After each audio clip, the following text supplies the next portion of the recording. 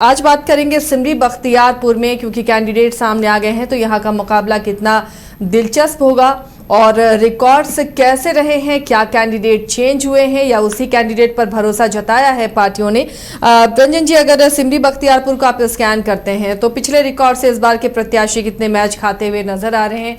क्या यहाँ पर रिकॉर्ड दोहराए जाएंगे या कुछ अलग दिख रहा है? देखिए, सिमरी बख्तियारपुर विधानसभा सीट को आप देखिए तो यहाँ एक परिवार का दबदबा दिखता है। नवाब परिवार है ये परिवार मोहम्मद सलाउद्दीन का है। और आप देखिएगा कि जो यहाँ पर 19 चुनाव हुए हैं उसमें से 11 बार इसी परिवार के सदस्यों ने जो है वो चुनाव जीता है। यहाँ पर अगर आप देखिए इसमें तो 7 बार तो आपको मोहम्मद सलाउद्दीन ही जीते हैं। उनके बेटे महबूब अली कैसर 3 बार चुनाव जीते हैं और पोते यूसुफ सलाउद्दीन जो हैं उनको 1 बार कामयाबी मिली है। तो 11 बार जो है 19 चुनावों में इसी परिवार के पास जो है ये सीट रही है।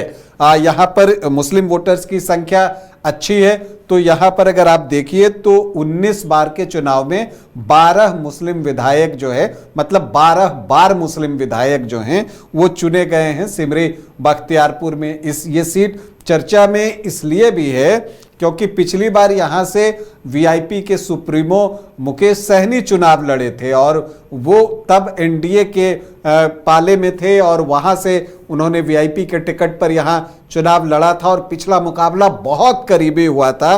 वो सिर्फ 1759 वोटों से हार गए थे। अगर एलजेपी ने यहाँ कैंडिडेट नहीं दिया होता तो मुकेश सहनी जीत सकते थे, क्योंकि एलजेपी के संजय कुमार सिंह को 6962 वोट आ गए थे। तो इस बार एक रेक्टिफिकेशन हुआ है। अब जो एलजेपी के पिछली बार प्रत्याशी थे वो इस बार एलजेपी आर के प्रत्याशी हैं और वही अब एनडीए के भी प्रत्याशी हैं। मतलब सिमरी बख्तियारपुर की सीट शेयरिंग में एनडीए की तरफ से चिराग पासवान की पार्टी एलजेपी आर को गई है। इस बार एक नए दल का भी जो है प्रवेश हुआ है और वो जन सुराज पार्टी है। यहाँ से सुरेंद्र यादव जो हैं वो जन सुराज के प्रत्याशी बनाए गए हैं। वो सहरसा जिला परिषद अध्यक्ष प्रतिनिधि सह पूर्व अध्यक्ष हैं। तो वो आए हैं। अब उनके आने से वो जीते न जीते परिणाम पर जो है वो एक इम्पैक्ट डालेंगे। अब यही देखना दिलचस्प है, जैसे पिछली बार जो है एलजेपी ने वीआईपी का खेल खराब कर दिया, अब जो सुरेंद्र यादव हैं वो किसका खेल खराब कर सकते हैं, ये महत्वपूर्ण है। क्योंकि सिमरी बख्तियारपुर में जब आप जातीय समीकरण देखिएगा तो मुस्लिम यादव बहुल्य है। एमओआई जो समीकरण है वो बहुत ही स्ट्रांग है यहाँ पर। लेकिन दिलचस्प ये भी है कि इतने के बाद भी आरजेडी को सिमरी बख्तियारपुर में सिर्फ 2 बार जीत मिली है। लेकिन ये 2 जीत लगातार आई है, 2019 के बाई इलेक्शन में और फिर 2020 में। यहां पर जेडीयू जो है वो ज्यादा अवसरों पर चुनाव जीतने में सफल रहा है। आरजेडी की तुलना में 4 बार उसे कामयाबी मिली है। हालांकि सिमरी बख्तियारपुर की सीट, चूंकि आप देखती हैं कि ये सीट जो है मोहम्मद सलाउद्दीन की सीट रही थी, तो उस वक्त वो कांग्रेस से चुनाव लड़ते थे, इसलिए सर्वाधिक जीत इस सीट पर कांग्रेस को ही मिली है। 11 बार कांग्रेस पार्टी यहां से चुनाव जीती है और इसके अलावा जनता दल को 1 बार और संयुक्त सोशलिस्ट पार्टी को भी 1 बार कामयाबी मिली है। अगर आप ये देखिए कि सर्वाधिक जीत जो है किस व्यक्ति ने हासिल की है, तो वहां पर भी मोहम्मद सलाउद्दीन का ही नाम दिखेगा, 7 बार वो जीते हैं। लेकिन जो दूसरा नाम है वो है दिनेश चंद्र यादव का। मधेपुरा से जो सांसद हैं वो यहां से चुनाव लड़े और 4 बार यहां से चुनाव जीते। और इसकी बड़ी वजह यह है कि यहां यादव वोटरों में वो सेंधमारी करने में सफल रहे हैं। अब चूंकि यहां पर दिनेश चंद्र यादव तो चुनाव लड़ नहीं रहे हैं, एलजेपीआर के प्रत्याशी हैं संजय कुमार सिंह।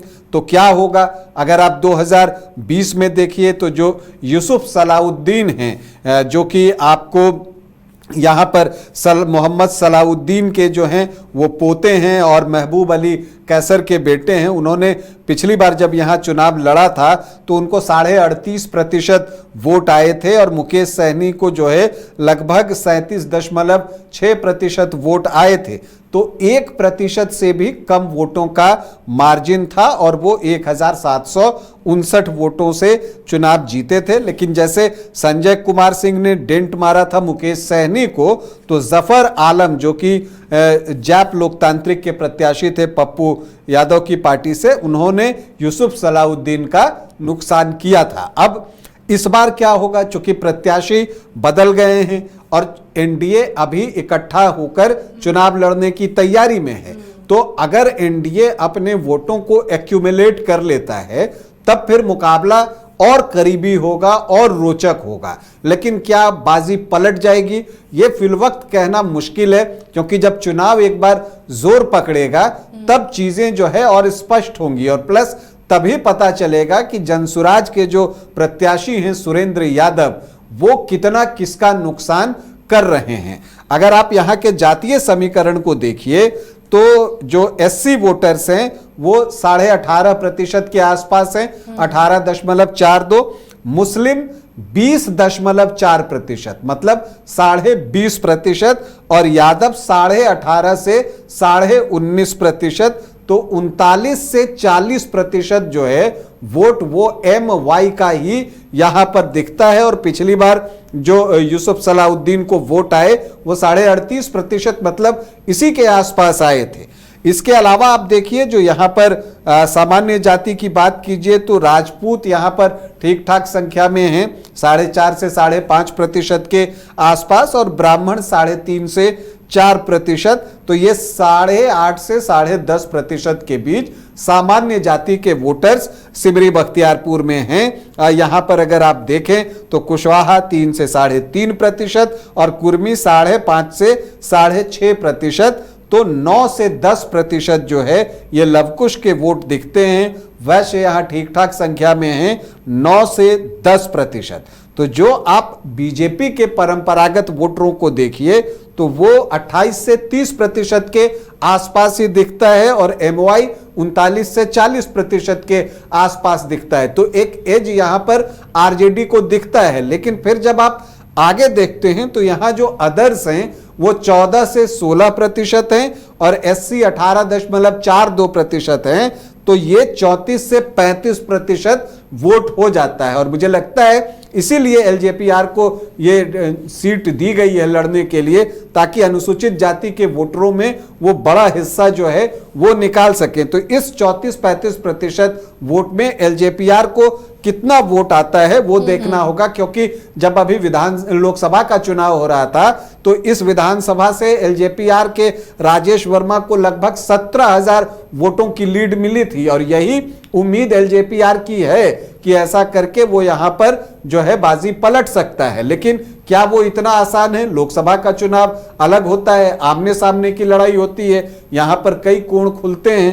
तो जो सिमरी बख्तियारपुर है वहां पर जो चुनाव परिणाम आएगा उसमें जनसुराज की भूमिका अच्छी होगी, क्योंकि अगर जनसुराज के प्रत्याशी सुरेंद्र यादव वोटरों में सेंधमारी कर देते हैं तो फिर यूसुफ सलाउद्दीन के लिए मुश्किलें बढ़ेंगी। तो यह बड़ा चैलेंज यूसुफ सलाउद्दीन के लिए कि वो MOI को इंटैक्ट रखें। अगर वो ऐसा रख पाए तो उनका पलड़ा भारी होगा, और अगर नहीं रख पाए तो फिर LJPR के लिए संभावनाओं के द्वार खुल जाएंगे। तो सिमरी बख्तियारपुर में एक कांटे का मुकाबला।